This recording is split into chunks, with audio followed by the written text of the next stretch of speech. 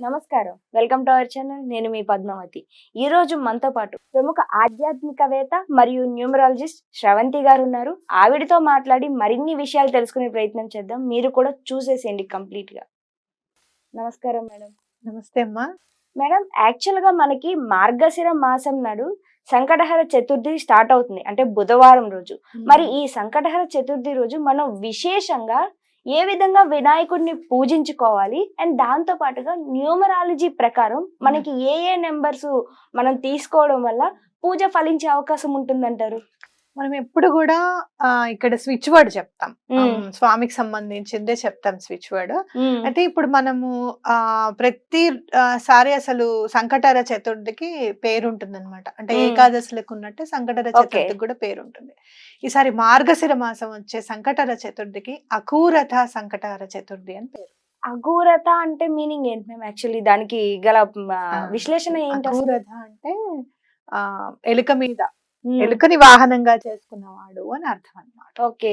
ఇక్కడ చూసుకుంటే మీరు సుబ్రహ్మణ్యేశ్వర స్వామి నెమలిని, అలాగే అమ్మవారు పులిని, అట్లాగే మీరు ఎన్నో జంతువులు ఒంటెని ఆంజనేయ స్వామి ఒంటెని తీసుకోవడం అనేది మనం చూస్తూ ఉంటాం కదా.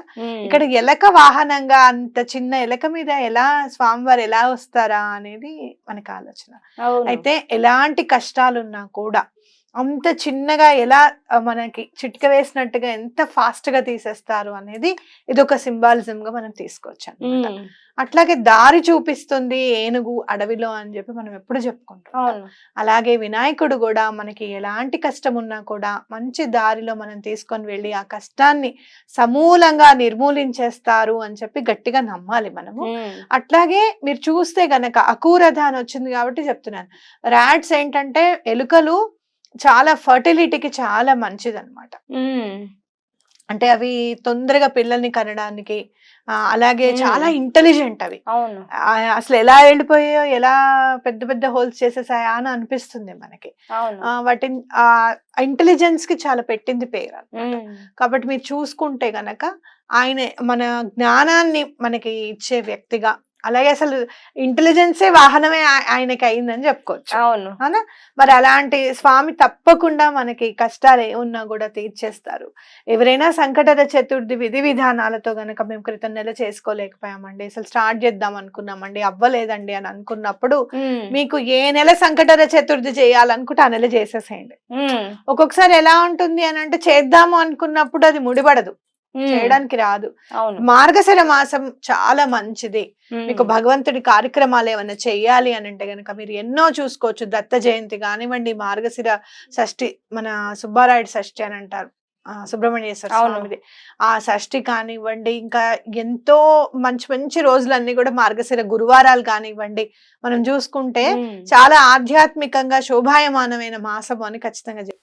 కార్తీక మాసం కన్నా ఇది కార్తీక మాసం మీరు ప్రతిరోజు దీపం పెట్టడము దానికి ఉండే విశిష్టత ఉంది. కానీ మార్గశిర మాసంలో మీరు చూస్తే గనక దత్తుడు జన్మించాడు అని అంటే ఇంకా అంతకు మించి మాసం ఏముంది. భగవంతుడే గురువు రూపంలో మనకి దత్తమై ఉన్న మాసం అన్నమాట ఇది. కాబట్టి ఇప్పుడు వచ్చే సంకటహర చతుర్థిని అసలు వదులుకోకండి. ఎందుకు అని అంటే ఇది దత్తాత్రేయ స్వామి భక్తులకు కూడా చాలా ఇంపార్టెంట్ అని చెప్తున్నాను నేను. ఎందుకంటే స్వామివారు వినాయక చవితి నాడే పుట్టారు, శ్రీపాద శ్రీవల్లభులు కూడా. కాబట్టి తప్పకుండా ఈ చవితిన పూజ చేసుకోండి. మరి మీరు ఎలా చేస్తారు అంటే బుధవారం నాడే మనకి సంకటహర చతుర్థి ఉంది. పొద్దునంతా ఉపవాసం ఉండేసి సాయంత్రం పూజ చేసుకోవాలి. అలాగే మూన్ రైజ్ టైం అని ఉంటుంది మనకి, గూగుల్లో మీరు చెక్ చేసుకోవచ్చు. అలా మూన్ రైజ్ అయిన తర్వాతనే మనం ఉపవాసాన్ని వదలాలన్నమాట. పూజ అంతా సాయంత్రం చేసుకొని పూజ అంతా చేసుకొని పారణ చేసుకోవాలి. అయితే ఇక్కడ మనము స్వామివారికి మీరు ఎలా చేస్తారు అంటే వెదురు బుట్టలో బియ్యం పోసి స్వామివారిని హరిద్రా గణపతిని కూర్చోబెట్టడము, లేకపోతే కొన్ని సందర్భాల్లో వెండి వినాయకుడిని పెట్టి కూడా చేసుకుంటారు కొంతమంది. మీరు పూజ ఎలా అయినా చేసుకోండి. స్వామివారికి తప్పకుండా గరికని సమర్పించండి. గరికని సమర్పిస్తే ఎలాంటి సమస్యలైనా కూడా తొలగిపోతాయి. స్వామివారికి చాలా ఇష్టం గరిక అంటే. అట్లాగే మనం ఇప్పుడు ఏదైనా స్విచ్ వర్డ్ చెప్పుకోవాలి అని అనుకుంటే గనక స్వామివారి అవతారాల్లో రూపాల్లో క్షిప్ర గణపతి అవతారం కూడా రూపం కూడా ఉందన్నమాట. మనం చెప్పాం క్షిప్ర గణపతి వ్రతం కూడా ఒక్కటే రోజు చేయాలి, అదైతే చాలా బాగా కలిసి వస్తుంది అనమాట.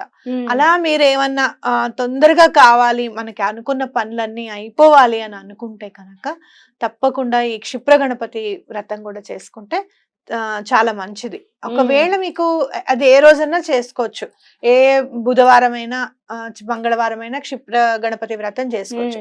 అయితే మరి ఈ సంకటహర చతుర్థి నాడు మనం ఎలా పూజించాలి స్వామిని అనుకుంటే గనక ఓం గం క్షిప్ర ప్రసాదాయై నమః అని చదువుకో. అంటే ఇప్పుడు మనం చేసే ఈ పూజలోని మనం చేయాలనుకున్న వ్రత ఫలితం కూడా వచ్చే అవకాశం ఉందన్నమాట. ఓం గం క్షిప్ర ప్రసాదాయై నమః. ఈ అకూరత సంకటహర చతుర్థి గనక మనం పూజ చేసుకుంటే, క్రితం జన్మలో ఏమైనా పాపాలు చేసి ఉంటే కనుక, క్రితం జన్మ మాట పక్కకు పెట్టు, ఇప్పుడు తెలియక చేసిన పాపాలు ఉంటాయి కొన్ని చేయాల్సి వచ్చిందండి, చేసేసామని చెప్తుంటే నాకు ఆశ్చర్యం అనిపిస్తుంది. అలా చేయాల్సి వచ్చిన సందర్భాలు కూడా ఉంటాయా అని క్వశ్చన్ మార్క్ వస్తుంది. అలా ఏమన్నా గనక మీరు ఎవ్వరికి చెప్పుకోలేని బాధలు ఉన్నాయి, మీరు మీ మనసుకు తెలుసు మీరు తప్పు చేశారని, కానీ తల్లిదండ్రులకు కూడా చెప్పుకోలేని పరిస్థితిలో ఉన్నారు, ఎలా అని గనుక మీరు అనుకుంటే వెంటనే స్వామివారి పాదాలు పట్టుకొని ఈ నామం చదువుకోండి. ఆ పాపం నుంచి నాకు, ఆ పాపం యొక్క ఫలితాన్ని ఇవ్వకు స్వామి, నాకు నేను ఇంకా అలాంటి తప్పు చెయ్యను అని చెప్పి మాట ఇవ్వండి. తప్పకుండా ఆ పాపకర్మలన్నీ కూడా తొలగిపోవడానికి అవకాశం ఉందన్నమాట. ఎప్పుడు కూడా తెలిసి చేసినా తెలియక చేసినా మళ్ళీ రిపీట్ చేయకుండా ఉండడం చాలా బెటర్. ఏవైనా తప్పులైనా పాపాలైనా, అవునా కాదా? ఒక్కొక్కసారి చాలా చిన్న తప్పే పెద్ద పాపంగా పరిగణించబడుతుంది. అది ఆ చిన్న మిస్టేకే, కానీ దాని ఫలితం చాలా ఎక్కువగా ఉంటుంది. అలా ఎందుకండి అని అంటారు. 104 ఫీవర్ జస్ట్ 650 mg టాబ్లెట్ కి తగ్గిపోట్లా? నిజమే కదా మరి, అవునా కాదా? అంటే అట్లానే చిన్నదిగా చేసినా కూడా పుణ్యం అపారంగా రావడానికి అవకాశం ఉంటుంది. చిన్నదిగా చేసిన పాపం కూడా చాలా వెంటాడుతున్నట్టుగా తెలుస్తూ ఉంటుంది మనకి. కొంతమందిని చూస్తాను నేను, చిన్నప్పుడు కావాలని కర్రలతో కొట్టి చిన్న చిన్న కుక్కలకి ఇబ్బంది పెట్టడము, లేకపోతే లైన్ వెళ్తూ ఉంటుంది చీమల్ది, అక్కడ కావాలని డిస్టర్బ్ చేయడం, వాళ్ళకి ఏం కుట్టవు చేయవు ఏం చేయవు, ఆ డిస్టర్బ్ చేయడము, అక్కడి నుంచి చీమలన్నీ పోగేసుకుంటూ వెళ్తాయి పాపం బియ్యం అవన్నీ డిస్టర్బ్ చేయడం. అంటే ఒక పైశాచిక ఆనందం అన్నమాట, అది సడిస్టిక్. అది అవసరం లేదు ఆనందం అనుభవించడం, కానీ చేస్తూ ఉంటాం. ఇట్లాంటివి గుర్తు చేసుకున్నప్పుడు నాకు బాధ అనిపిస్తుంది, నేను ఎందుకు అలా చేశానో నాకు తెలియదు అని చెప్తూ ఉంటారు కొన్ని. అట్లా మా అమ్మని మా నాన్నని అనవసరంగా బాధ పెట్టానండి, వాళ్ళు ఉన్నప్పుడు నేను మాట అనేసాను అని నన్ను వెంటాడుతోందని చాలా మంది చెప్తూ ఉంటారు. అలాంటివి ఏమున్నా సరే మీ మనసులో, స్వామి ఈ కష్టాన్ని, ఈ బాధని నా మనసులోంచి తొలగింపచేయి అని చెప్పి ఖచ్చితంగా దండం పెట్టుకోండి. అలాంటి మానసిక అశాంతుల నుంచి కూడా మీకు చక్కగా శాంతి అనేది లభించేటట్టుగా వస్తుందండి. మరి ఏ ప్రసాదాన్ని మనం అర్పించాలంటారు అసలు వినాయకునికి? స్వామివారికి ఎప్పుడు కూడా లడ్డూలు అంటే చాలా ఇష్టం. మీరు చున్నబుంది లడ్డు ఇంట్లో చేస్తే మంచిదే, ఇంకా బయట కుదరలేదు అని అంటే మంచి షాప్ లో తెచ్చి పెట్టడం అనేది తప్పదు ఈ రోజుల్లో. పరిస్థితుల ప్రకారం అయితే మాత్రం మీరు చక్కగా మడిగట్టుకొని చేయడము అని అంటే ఇంకా చాలా విశిష్టమే, ప్రాసెస్ చక్కగా చేసుకోవచ్చు. ఆ లడ్డూలు పెడితే చాలా మంచిది. అలాగే నేను చాలా సందర్భాల్లో గోధుమ పిండితో చేసిన లడ్డూలు పెడితే కూడా స్వామివారికి చాలా ఇష్టం. లేదు అంటే ఉండ్రాళ్ళు ఇష్టం స్వామివారికి. ఓకే, అలా చేసి పెట్టండి. తప్పకుండా మీరు ఏం చేస్తారు అని అంటే 11, 21, 5 అలా పెట్టండి. బేసి సంఖ్యలో బేసి సంఖ్య ఎందుకంటే నెక్స్ట్ చేయడానికి కంప్లీట్ చేయడానికి అవకాశం అన్నమాట. ఓకే, ఇప్పుడు నువ్వు 2వ అడుగు వేయడానికి, ఇప్పుడు ఒకటి వేసావు 2వది వేసేసావు అయిపోయింది అని అనుకుంటాం. 3వ అడుగు వేసిన తర్వాత కదా 4వది వేయాలనిపిస్తుంది. అవును. అందుకని ఎప్పుడు కూడా మన సనాతన ధర్మంలో ఎక్కువగా ఆడ్ నెంబర్స్ కి, ఆడ్ అనేసరికి మనం ఆడ్ అనుకుంటాం, అది కాదు. ఓకే, ఆడ్ కాదనమాట. ఎందుకు అని అంటే బేస్ సంఖ్య సరి సంఖ్య కాకుండా బేస్ సంఖ్య ఉండాలి. ఎందుకంటే ఇంకోటి మళ్ళీ స్టార్ట్ చేయడానికి అవకాశం అన్నమాట. ఓకే, దానికి ఎక్కువగా అవకాశం. అందుకనే 108 అంటే 9 మళ్ళీ చూడు, అది కూడా ఆడ్ నెంబర్, బేస్ సంఖ్యనే. అవునా? అట్లా సరి సంఖ్య ఉంటే సరిగా అయిపోయింది అని అనుకుంటాం అన్నమాట, క్లోజ్ అన్నమాట. ఇంకా అలా ఉండకూడదు కదా ఎప్పుడు కూడా.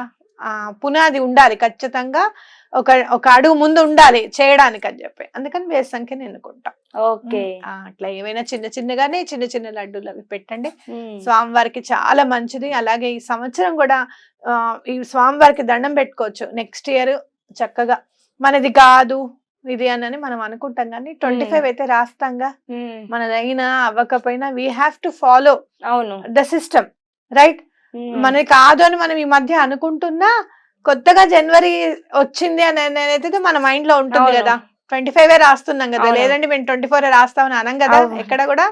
సో అది కూడా గుర్తు పెట్టుకొని నెక్స్ట్ వచ్చే ఇయర్ అంతా కూడా మాకు సంతోషంగా ఉండాలి స్వామి, మాకు ఎటువంటి బాధలు లేకుండా నువ్వే చూడు అని చెప్పి తప్పకుండా దండం పెట్టుకోండి. మరి ఈ రోజున విశేషంగా కలిసి వచ్చిన న్యూమరాలజీ నెంబర్ ఏమైనా ఉందంటారా ప్రతి ఒక్కరికి కూడా? అంటే 18th అయింది కదా మనకి. 9 చాలా పవర్ఫుల్ నెంబర్. ఎలా అంటే భగవంతుడికి సంబంధించినవి ఏవి చేయడానికైనా కూడా 9వ సంఖ్య చాలా మంచిది. And more over in numerology 9 is called as a God's number, భగవంతుడి నెంబర్ అనమాట. ఆయన చూస్ చేసుకున్నారు 9 ని. సో మీరు 9 చూసుకుంటే ఇంకా చాలా అన్ని తెలిసినవి, 9 ఏం చేసినా 9 గానే మిగిలిపోతుంది అని చెప్పి. ఓకే, సో మీరు అది గుర్తు పెట్టుకొని చక్కగా 9వ నెంబర్ కలిసి వచ్చింది కాబట్టి తప్పకుండా ఇది మనం ఈసారి మనం యాడ్ చేసుకుంటే కూడా 8 నెంబర్ వస్తుంది 2024. అవును, సాటర్న్ కి పూజ చేయడం చాలా ఇష్టం. సాటర్న్ కి ఎప్పుడు కూడా ధర్మ కార్యక్రమాలు చేయడము, ధర్మబద్ధంగా ఉండడము, దైవికంగా ఎక్కువగా ఆలోచించడము, ఇవన్నీ చాలా ఇష్టం అన్నమాట. కాబట్టి ఎటు చూసినా కూడా ఈ నెంబర్ వైజ్ చూసినా కూడా ఈ రోజు చాలా పవర్ఫుల్ డేగా మనం చెప్పుకోవచ్చు అన్నమాట. చాలా చక్కగా వివరణ ఇచ్చారు. దాంతో పాటుగా విశేషంగా వ్రతాన్ని కూడా మనం ఈ పూజలో కలుపుకునే అవకాశం, ఒక నావ స్తూపాన్ని అయితే మనకు అందించారు. నిజంగా ధన్యవాదాలు.